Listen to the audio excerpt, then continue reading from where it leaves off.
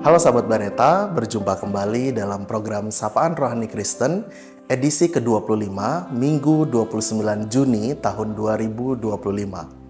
Hari ini kita akan merenungkan kebenaran firman Tuhan yang terambil dari 1 Samuel pasalnya yang ke-25 ayat 36 sampai 38 yang berkata, ketika Abigail sampai kepada Nabal, tampaklah ia sedang mengadakan perjamuan di rumahnya, seperti layaknya perjamuan raja.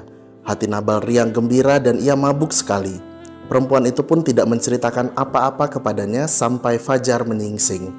Keesokan paginya ketika Nabal sudah sadar dari mabuknya, istrinya menceritakan kepadanya semua hal itu. Lalu terjadilah jantungnya dan tubuhnya kaku membatu. Kira-kira 10 hari kemudian Tuhan memukul Nabal sehingga ia mati. Demikianlah sabda Tuhan. Sahabat Bareta, kisah yang kita baca pada hari ini merupakan kelanjutan dari peristiwa sakit hati yang dialami oleh Daud. Daud merasa sakit hati atas semua tindakan Nabal. Bagi Nabal, apa yang diperbuat Daud tidak pernah ada benarnya. Hal inilah yang menjadikan Daud sangat sakit hati, bahkan berencana bersama dengan pasukannya untuk menghilangkan nyawa Nabal. Rencana Daud ini sampailah juga pada istri Nabal, yaitu Abigail. Abigail sangat ketakutan karena suaminya ingin dibunuh. Apa yang dilakukan oleh Abigail?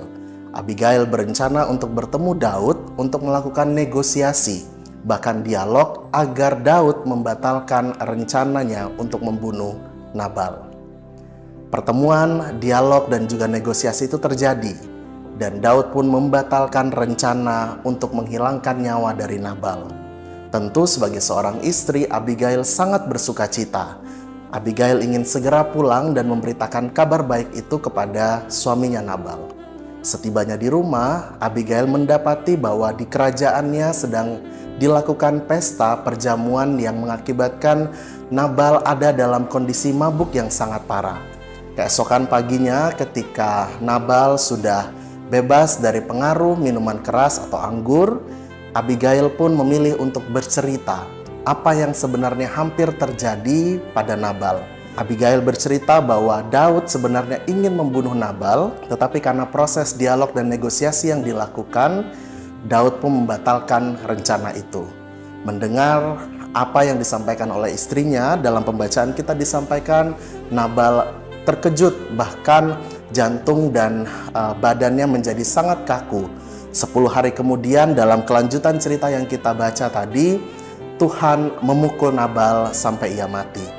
Sahabat Bareta, paling tidak ada 2 hal yang bisa kita pelajari dari pembacaan kita pada hari ini. Pertama, belajarlah dari Nabal.